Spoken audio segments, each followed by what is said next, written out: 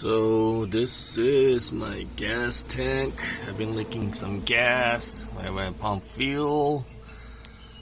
This is the vape out hose. You get the air out of the tank whenever you're pumping gas in. Mine rotten out. I mean rusted out. Not rotten out, rusted out.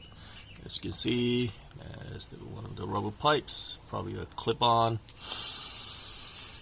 to this thing right here, and it rusted out.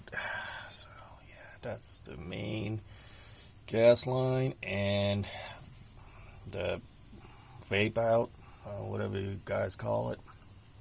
I wasn't sure the size of this thing, so I went to Home Depot and got me a couple of sizes, and this one fit real well. So I'm going to be replacing it with this one, and hopefully I'll get patched out. The size of this thing is 3/8 inner diameter. So it's 3/8. Alright.